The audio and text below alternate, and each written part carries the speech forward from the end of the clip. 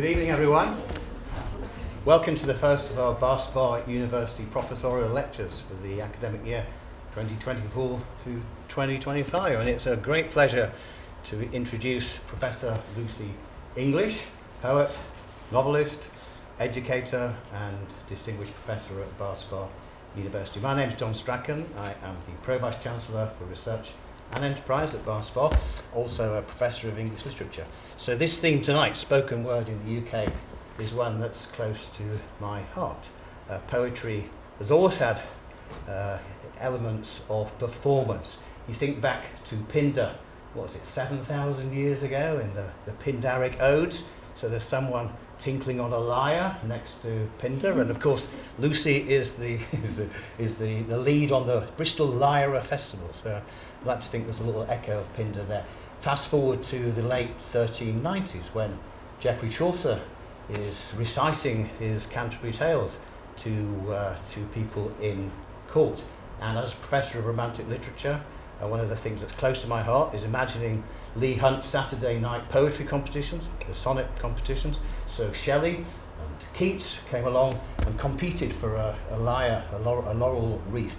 And I like to think that Lucy would have held her own in that company, not least because she was the Bristol Poetry Slam winner in 1996 and has gone on there since then to develop an outstanding reputation as a poet, as a performance poet, as a spoken word poet and theorist of the spoken word in her co-edited book published by Routledge in 2021 called Spoken Word in the UK. I warmly recommend Lucy's two books of poetry, Prayer to Imperfection 2014 and the Book of Hours 2018. So let's welcome Lucy. Lucy will speak for about 45 minutes and then we'll have 10 or 15 minutes after that for questions, and then we'll adjourn downstairs for a drink. So welcome, Professor English.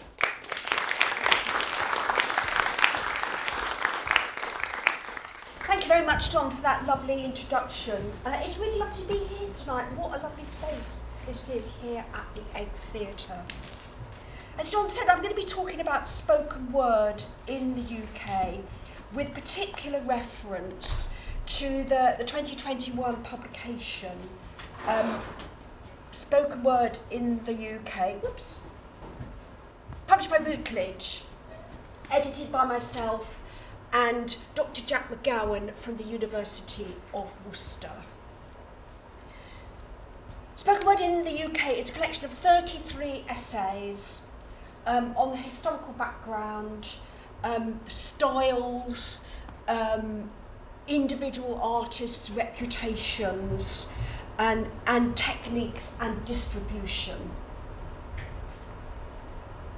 The project arose actually at the Mixed Conference in 2017. Jack McGowan and I were sitting having coffee in the coffee bar on the Newton Park campus, and we were saying that there was not a single academic publication about spoken word. There's various essays have been written in various different journals, and we said, what the topic needs is a comprehensive overview of what's happening with spoken word in the UK right now. And we sort of looked at each other, and there was that uh-oh moment when we realised, okay, we're going to have to do that. So we pitched the idea to Routledge, and they were very, very enthusiastic about it and said, yes, there is a gap in theory, there is a gap in academic publishing with this topic, go ahead and do it. And we literally put a call out on Facebook for contributors and just sort of distributed the call around our various different networks. And people gave us, pitched for their various different chapters, and we selected essays, overviews, reviews, thoughts, reflections. The urgency for a comprehensive review of spoken word in the UK was really emphasised by the article written by Rebecca Watts in the PN Review in 2019 called The Cult of Noble Amateur. Spoken word was decried as an amateur, artless form of poetry. And we thought that there really was a need to examine and bring together sort of current scholarship and to establish a robust critical field for the evaluation of its creation and practice. We wanted this publication to be a catalyst for a new critical focus on spoken word as a significant new medium for the production and consumption of contemporary poetry. Things we're looking at in the book are audience and performer, cultural exchange, styles and techniques, pedagogy, publicity and distribution. So what I'm going to be doing in this talk really is having a sort of brief overview of some of the background to the current practice of spoken word, and also some thoughts and insights into particularly the local scene, the Bristol and Bath scene that has emerged since the 1990s. I think one thing to look at first really is what is spoken word? What is spoken word? And spoken word really describes poetry that has been written for a live audience, as opposed to poetry written to be read in quiet moments. Spoken word has been written to be delivered in a spoken form. So it's going to be different from poetry on the page. It's going to be focusing on voice. It's going to be focusing on performance. It's going to be focusing on rhythm, repetition. And I think a chief difference really is its accessibility. There is little point standing up in front of an audience and delivering a poem that people won't understand. You cannot go back, you cannot rewind. You have to get what the poem is about, and mainly that is one of the chief differences between spoken word poetry and poetry on the page, is its immediacy, its accessibility. You could actually say it's populism. Let's look at some of the influences on the current practice of spoken word in the UK. Lovely diagram here put together by Russell Thompson from Apples and Snakes, the leading promotion agency for spoken word. He drew this sort of flow chart to explain some of the influences and some of the background to the current state of spoken word. It's worth reflecting when you look at this diagram that there is not a single strand. Sometimes people claim, oh, spoken word is, it comes from the Caribbean tradition. Spoken word comes from the beats. Spoken word comes from alternative UK cabaret. But actually, it's an amalgamation of all these influences. It's also worth noting that as well as this, we also have regional differences. Manchester, Birmingham, Glasgow, Edinburgh, Leeds, London have all evolved quite distinctive spoken word scenes and spoken word styles. So really what we have currently is a great big melting pot of influences, of backgrounds, of inspiration from a variety of sources. I'm going to look at some of these. I'm not going to go through all of them because otherwise we'll be here all night, won't we? I'm going to start with the oldest one, really, the oral tradition. Before spoken word was in print, before even that many people could read and write, poetry still existed in an oral form. And it's worth thinking too that maybe we can see almost like a separate shadow strand of influences on spoken word poetry. You know, we know the history of poetry in print, but sometimes this alternative history has not been documented. I could go back into prehistory, I could go back to tribal societies, but I'm actually going to start with the Anglo-Saxons. Because the great epic poem Beowulf, written by we don't know who, exists as a written form. We can read it, we can study it, it's been translated. Seamus Heaney did a translation of it.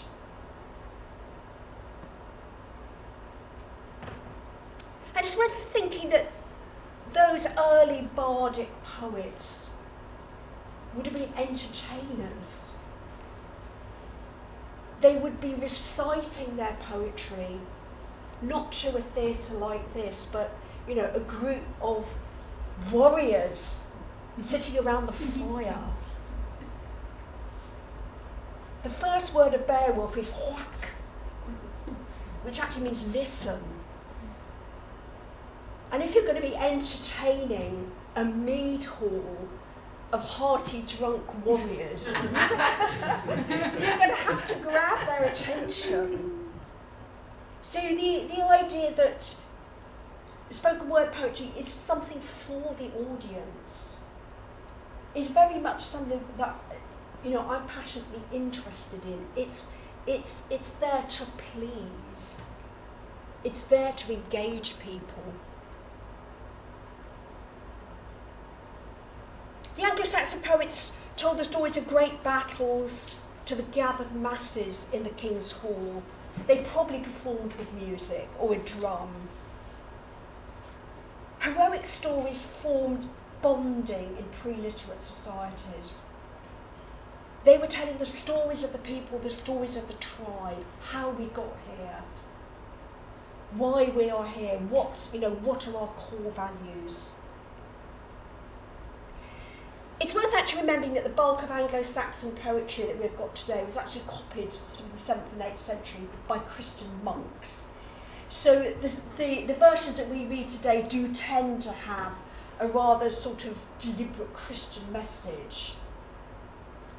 But when they would have been first written, they would have been pagan narratives, stories of the gods and the people. Beowulf looks to an earlier heroic time, a supernatural world of giants and dragons. The main theme of the epic is the survival of the community against all odds. Beowulf kills the giant Grendel and slays the dragon. Beowulf is a hero because he can destroy his enemies. I'm sounding a bit like Trump here, aren't I? This call to battle, this rhetoric of war, is still actually used today.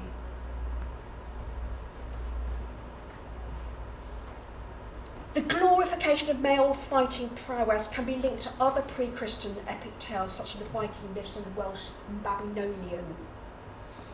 And it's interesting that we've got spoken word poets today like Kay Tempest and Disraeli, who were still operating very much in this bardic tradition.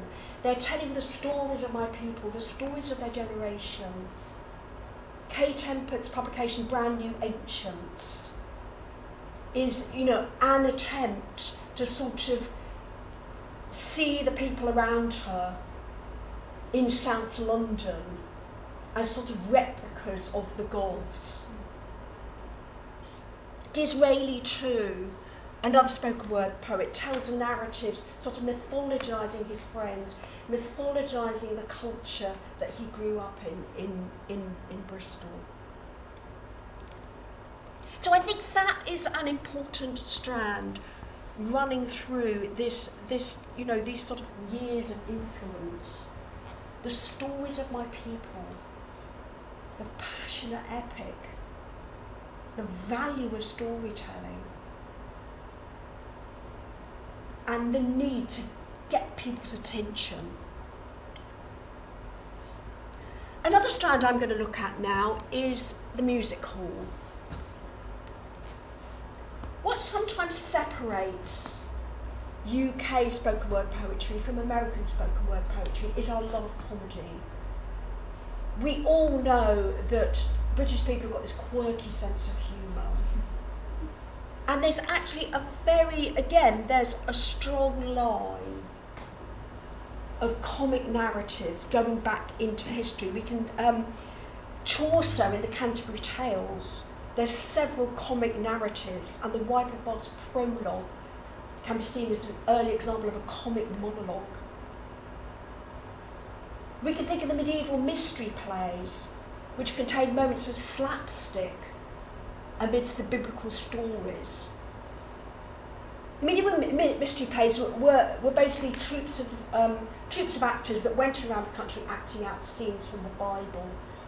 And we can see remnants of this. If anyone's ever been to see the very strange and rather weird Marshfield Mummers on Boxing Day, telling a sort of rhyming story about, King William fighting the dragon.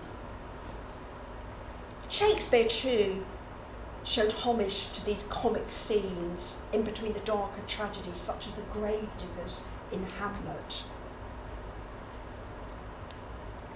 And we can see this tradition of comic rhyming poetry in the 18th and 19th century with the rise of a broadsheet.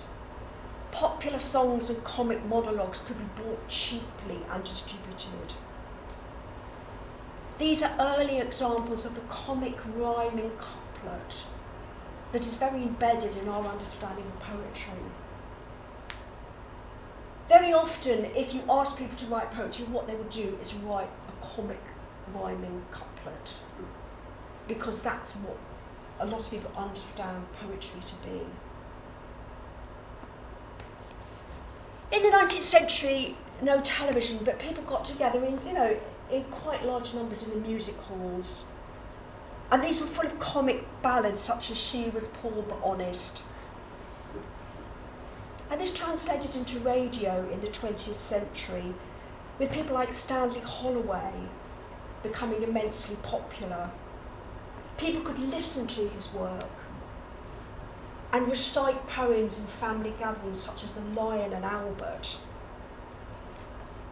I'm old enough to actually remember this tradition. When families got together, your boring old uncle would recite a poem. I actually, for some peculiar reason, know there's sort of a child back catalogue of Hilaire Belloc and Edward Lear, so maybe it's not so strange that I landed up being a spoken word poet. In the late 50s and early 60s, the work of Joyce Grenfell and Flanders and Swan was seen on stage and radio, and even travelled to Broadway. And in more recent times, Pam Ayres, of course, was the big popular poet being featured on television. I never tell people I'm a poet.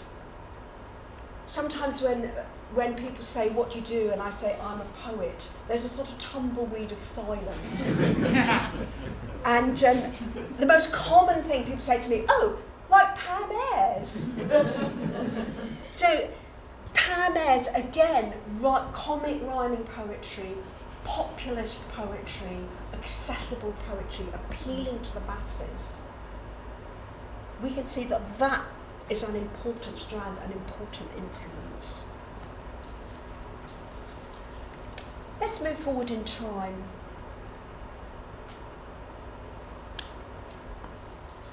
I could say something here about the influence of the American beat poets, because I think this is actually a more recent and significant influence on the way that contemporary spoken word is written and performed and experienced.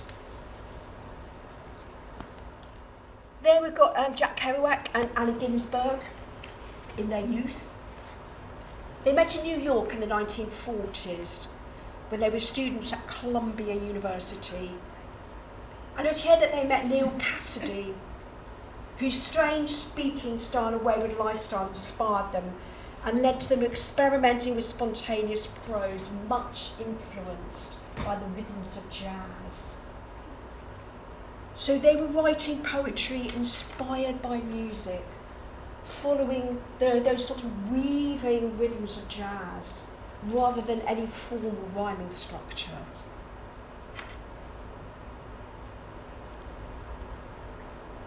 And it's quite interesting now that a lot of the American spoken word poets are still writing very much in that beat style, the conversational, personal narrative.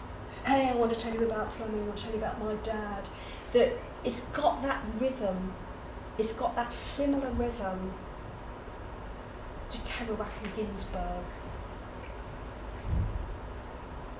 The Beats experimented with sexuality and drugs, and their lives were closely interwoven with their art. They searched for the holy bliss of ecstatic experience, which of course didn't always have a positive outcome. And there's something about the beat poets that also feeds into our thoughts that spoken word poetry is marginalised, it's out there, it's not part of the establishment, it's not part of the academy. It's, you know, it's the other. It's the other side of the fence.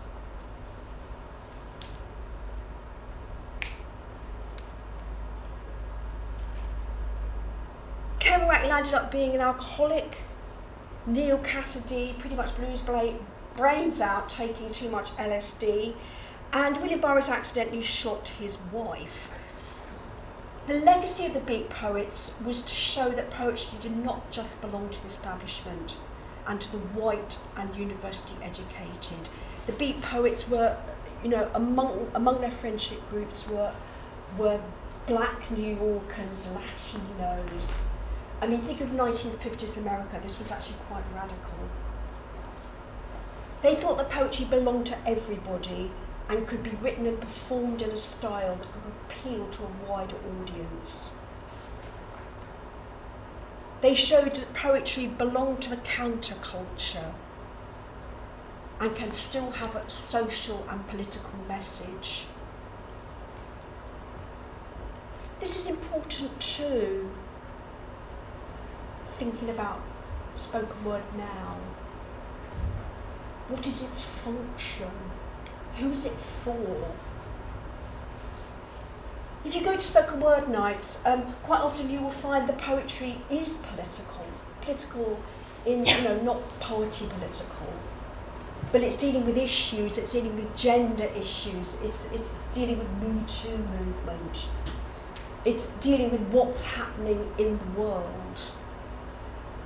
It's a place to reflect and to engage with the sort of wider issues and things that people worry about, things that people are afraid of. Lots of poets now writing about the climate emergency. Lots of spoken word poets now obviously very much influenced by what's happening in Gaza. And I'm sure that what's going to be happening is lots of spoken word poetry coming out reflecting on what's currently happening in America.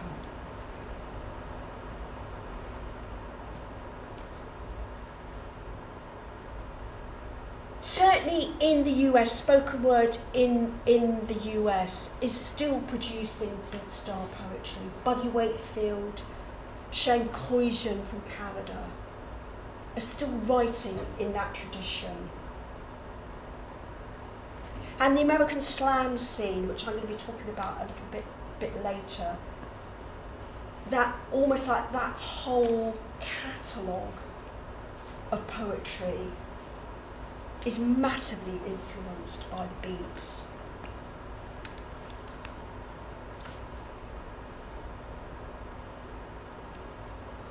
The next main strand of influence I'm going to look at is what is from the Caribbean.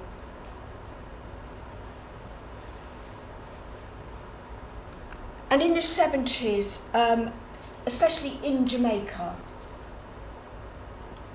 there was a real desire to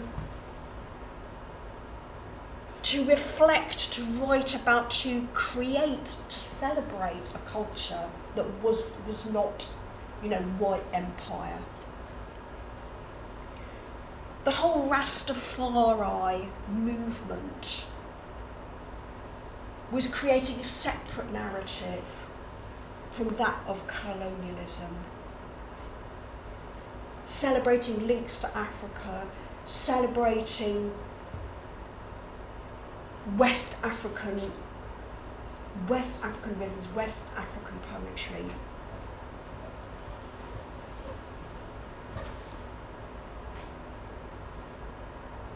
Just a quick insight into sort of what was happening in Jamaica at that particular time.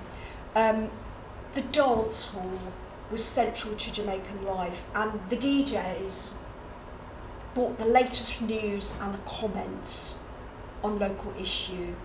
On a reggae track,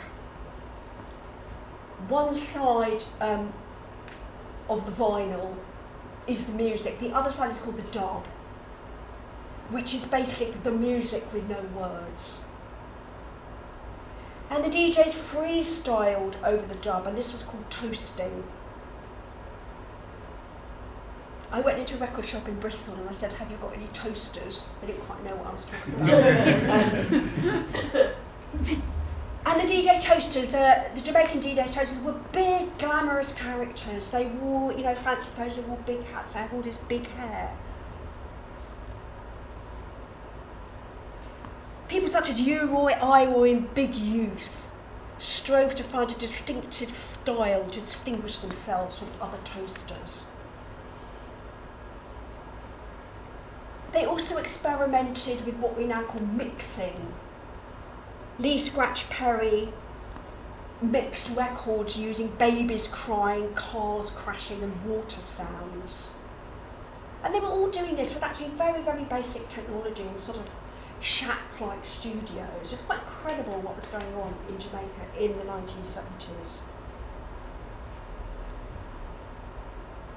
The dub poets became the voice of the Jamaican experience, and its political message was emphasised when a rival gang stoned the poet Michael Smith to death in 1983. 1970s and 1980s Jamaica was, a time of unrest, was a time of violence, was a time of gang culture. Thinking about dub poets, people writing poetry inspired to the other side of the reggae track. We can think of Muta Baraka and Oku Anura, Jean Binta Breeze, who eventually moved to the UK, Roger Robinson, and of course our very own Benjamin Zephaniah. There's a triangular relationship between the UK, Jamaica and the US, with a sort of a triangle of influence. People from Jamaica, were coming to live in the UK in the 1970s and bringing the reggae culture with them. Poets like Linton Kwesi Johnson and Benjamin Zephaniah, their first poetry was to music. Benjamin Zephaniah's album Rasta was released in the early 1980s.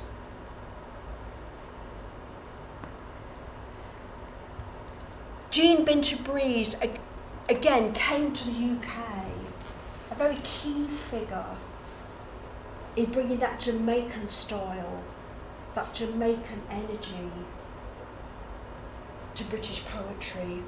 And also the poet Roger Robinson from Trinidad recently won the T.S. Eliot Prize, but he's got a very, very long history of writing in that Caribbean tradition.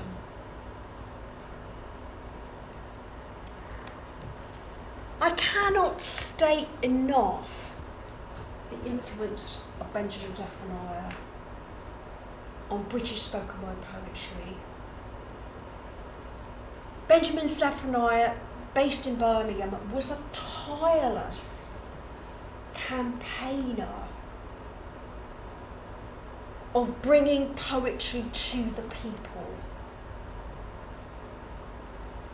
His poems are written in simple language, using Jamaican inflections, and quite often actually written in the way that the words sound. He wanted to write about, what it's like being a Jamaican, a black Jamaican in the UK, and all the prejudices and discrimination that he experienced. As we know, he very sadly died last year, and his death is a massive loss to the poetic spectrum in the UK because of his relentless aim to make poetry relevant to everybody. He did masses of work with children, he did masses of work with young people, was a tireless campaigner, encouraging people to write poetry in their own language, the language that they spoke, not a sort of buffed up, obscure, poetic type of language, but the language that they talk to each other with their friends. He said you can write poetry using that.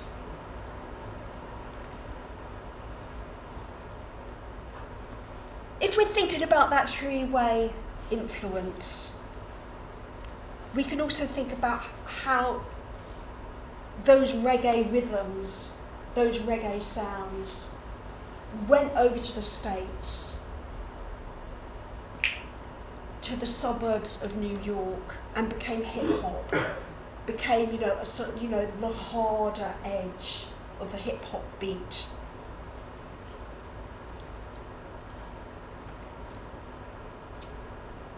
Hip-hop was a direct response to the watered-down European music played on mainstream media. Hip-hop remained mostly underground, but in this country, the Radio 1 DJ John Peel played hip-hop tracks in his late-night show and brought his passion into listeners in the UK. Tim Westwood at Capital Radio was also a fan. In the early 90s, Massive Attack's first album featured the poet Len Sissay writing, in the hip-hop style.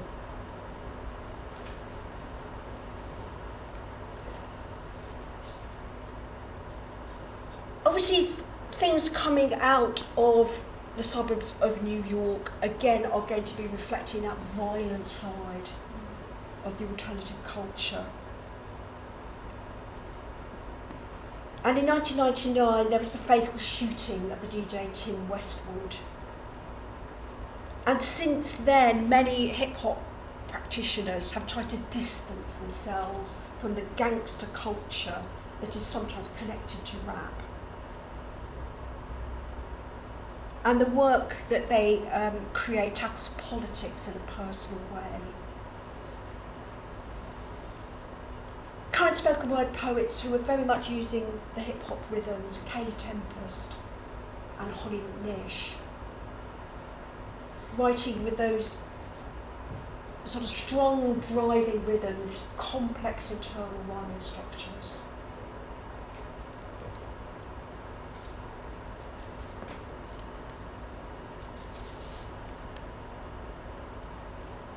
So we can already see that, we've got these sort of mingling strands of influence coming here to the UK. People taking what they want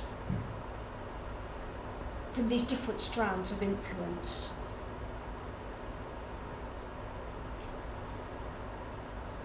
Next one I'm going to look at is the poetry slam. In its simplest form, a poetry slam is a knockout oral competition in which poets are expected to perform their own work in front of an audience, and they get scored. They're scored on the quality of the writing and the performance by judges who are typically members of the audience. The story of slam reaches across more than decades and thousands of miles.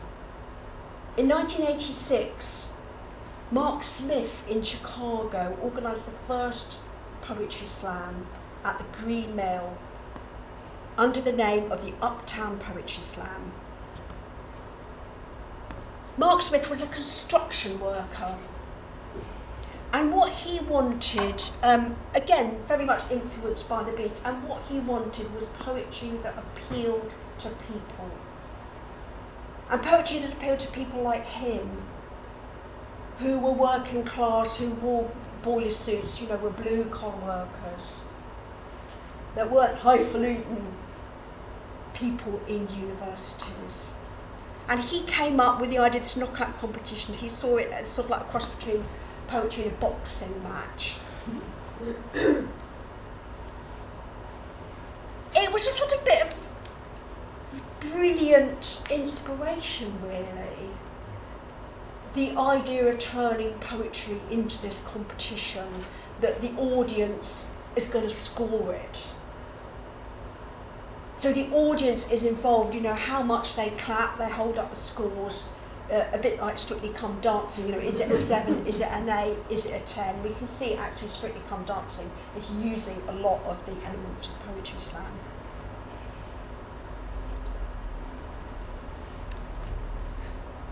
Poetry slam in America became huge. The Uptown Poetry Slam still happens. In fact, I've been there. I've performed at the Green Mill. It was a bit like a sort of, going to Mecca. It was. I didn't go to the slam, but I just performed poetry there. It's sort of, actually, it's probably not much bigger than this room, but it does have a lovely vibe. The poetry slam became huge and became a national event. Major American cities did slam competitions to get a team together, and they would send those teams to the grand national final, which moved around the different cities in America.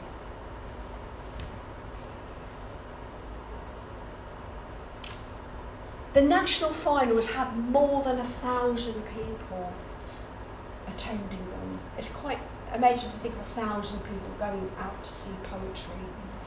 A bit unheard of. They were lively, they were controversial, and they were definitely passionate and involved the audience.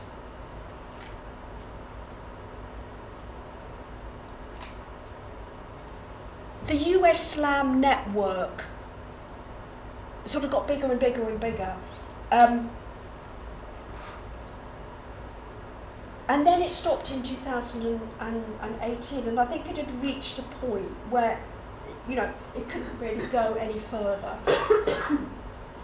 There was also disagreement between the people, behind the Poetry Slam, behind Poetry Inc. it was called. Some of the people had been there right from the beginning. The new people coming in had different ideas about how it should be run. This always happens with organisations and art movements. There's always disagreement. And at the moment, there is not a national American Poetry Slam.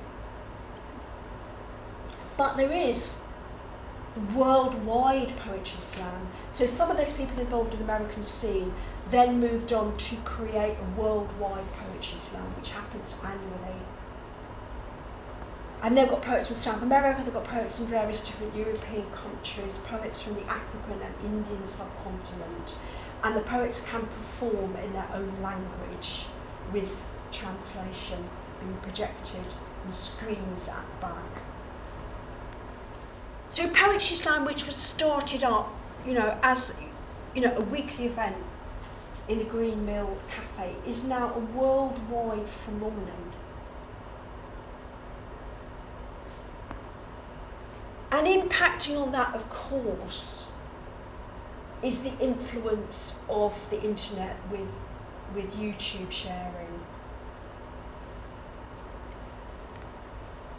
Button Poetry, the poetry site, nearly all the poems on that have come out of the American Slam scene, or American Slam winners. Button Poetry's got a huge following.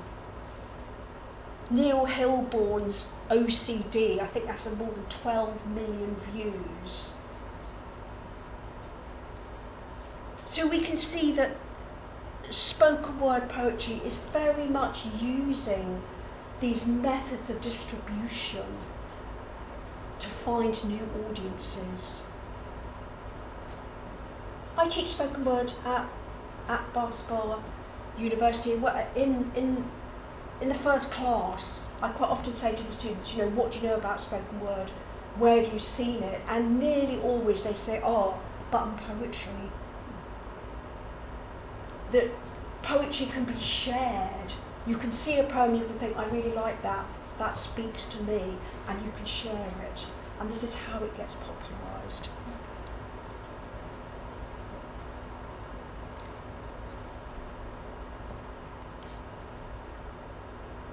We do have slams in the UK. We haven't got an integrated, massive network like there was in America. And there's all sorts of different socio-economic reasons for that. But poetry slams do happen in the UK. There's a London poetry slam that's been going since the 1980s. Hammer and Tongue do regular poetry slams. There's a poetry slam at the Roundhouse. That the idea of people getting up on stage, performing their work and being scored is very much a feature of spoken word poetry. What we have also got in the UK, although at the future of that at the moment is in question, is the Unislam. Toby Campion set up an annual slam event with competing universities, and Bath Spa has been sending a team there since 2016, and quite often we reach the finals. So the whole spirit of slam is very much alive in the UK. And obviously the influence of slam is on that. A slam, you have a limit of 3 minutes. You go on stage, you do your poem, you get scored. So you're going to be producing poetry that is emotional, is accessible, is going to get people's, it's going to make them feel something. Obviously there's advantages and disadvantages of that. It means that if you're just writing slam style poetry, you're just going for the sort of the punch.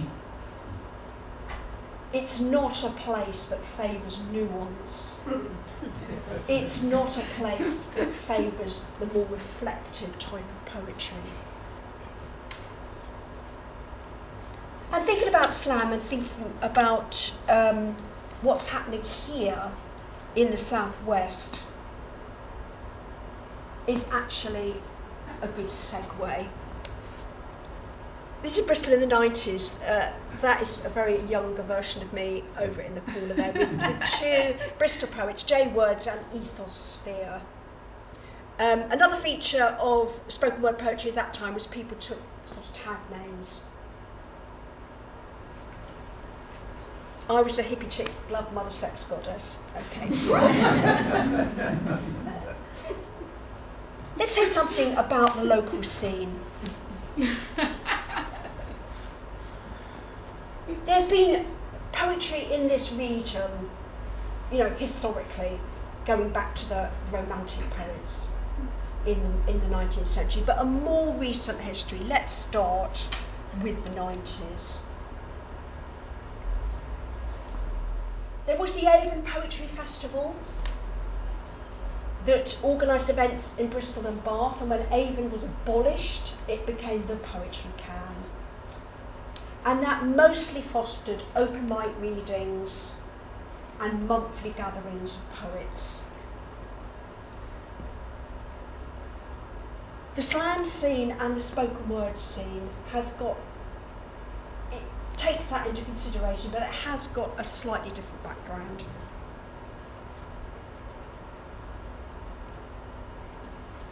Coming out of the 1980s into the 90s was a very influential figure on the scene, Pat V.T. West. She set up the Poetry and Words tent in 1992 at Glastonbury, and it ran until 2005.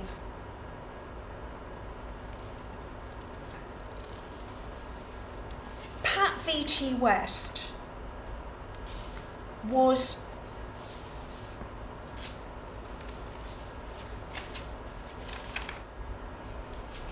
a glamorous, formidable figure. She was very tall, she had just a shock of raven hair.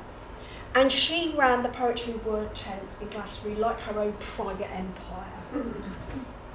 And she would put a call out for poets, and people would approach her, and she would make the selection based on nothing but her own preferences.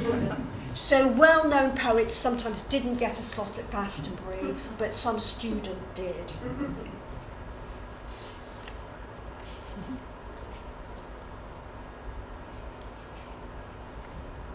She ran the Poetry and Words tent at Glastonbury right up until 2005, and actually the last year that she did it, she was actually dying of terminal cancer.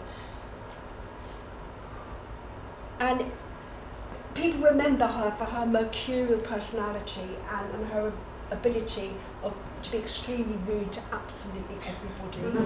But actually she did a great amount of work in fostering female poetry, women's poetry, at a time when the spoken word scene was almost predominantly shanty young men. It was at the Poetry and Words tent in Glastonbury in 1994 that Glenn Carmichael witnessed his first poetry slam. She used to do a slam in the Poetry and Words tent. It was hosted by the Texas beat poet Tom the World Poet. And this event triggered a chain reaction which culminated in the Bristol Poetry Slam. The first poetry slam in the UK is the one cited by John Paul O'Neill, but Pat's slam at Glastonbury was also influential. Glenn Carmichael's reaction to the poetry slam was a road to Damascus conversion, and he was convinced that the energy of slam is what needed to take British poetry into the 21st century. And here is Glenn Carmichael. Glenn Carmichael set up the Bristol Poetry Slam.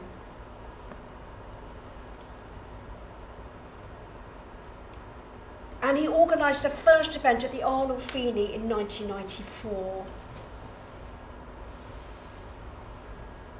And the slam moved to the top floor of the Bristol Flyer on the Gloucester Road. And Leslie Ann Rose, who was his co-host, she describes the early years of the Bristol Poetry Slam as an explosion of voices, passion and politics, global and personal. It chimed with so much what was going on in the city at the time, the music scene, street art, graffiti. The city felt alive to me with something to say and different people saying it. After Leslie Ann Rose went to university, the co-host was Claire Williamson. And Glenn and Claire ran the Poetry Slam in Bristol right up until the early noughties. And they were a formidable team. The Poetry Slam that they ran was not an anarchic event. It was highly organised and run with skill and efficiency, and as hosts they were glamorous. Glenn adopted the style of a game show host with a suave suit and a crisp shirt, and Claire all clingy, revealing dresses, but their appeal was beyond the visual. They spoke with passion about the poetry they witnessed and treated the performers and the audiences with respect. Even if a performer read some scribbled notes on a crumpled bit of paper, the audience was encouraged to applaud them. The slams were a place where any audience member could consider having a go. And I think that's the lasting legacy of the Bristol Poetry Slam, is the idea that anybody could get up on stage and perform a poem. And quite honestly, anybody actually did. That there was an eclectic mix of people that went to the Bristol Poetry Slams. Their final slam that they ran was in 1997 at the Watershed, when 14 teams from the UK took part, and celebrity judges include John Cooper Clarke, Pink Sly and Patience of Barbie.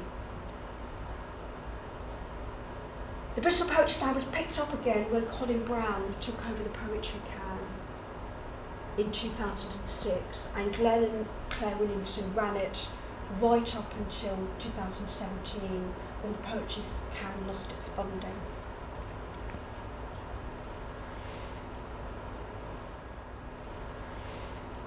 That's 2016, the Bristol Poetry Slam. That's me there. That's Bath student Rebecca Tantony, Vanessa Kasuli as a young emerging poet, and who the third person is, I'm sorry, I don't remember. But we won. That was what was important. I'm going to just talk very briefly about two more influences on the current spoken word scene in the UK. The next one is Clive Burney, who started Burning Eye Books in 2012. Burning Eye Books was a publishing house aimed to publish spoken word poetry. Until that point, spoken word had not been published. No publisher wanted to get anywhere near it. Spoken word was sort of seen as ranty, populist, flimsy, rubbish. And Clive disagreed with this, and he put together an anthology of poetry called Rhyming Thunder. And the people in that, James Bunting, Raymond Antrobus, Jack Dean, quite a lot of those people, Vanessa Kasuli, have now become sort of leading luminaries on the British poetry scene. It was an attempt to draw attention to the actual craft of writing. When we see somebody performing on stage, it looks artless. It looks like they're just chatting to you. You don't see the craft behind the words. And what Clive Burney did was to make that apparent by putting it into print. So people could go away and study the poems after the performance. He was the first person to publish people like Raymond Antrobus, Selena Godden, Joel Taylor, all these people, Roger Robinson, all these people now have been shortlisted for major prizes. Was when they were being seen as spoken word poets, no poetry publisher would go anywhere near them. So there's been very much emerging now between the page poetry scene and the spoken word scene. Joel Taylor, who had been performing for many, many years, won the T.S. Eliot Prize in 2021. Raymond Antrobus, Antione Axaguru, Selena Godden all started out as spoken word poets. and now they are part of, the wider poetry scene.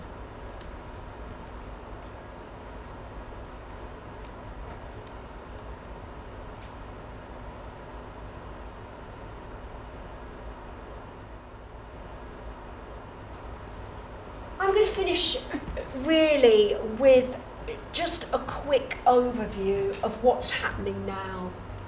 That's Rebecca Tantony again with a whole group of Bath Spa students performing at Birders Yard in 2017. Bristol and Bath has got a lively spoken word scene.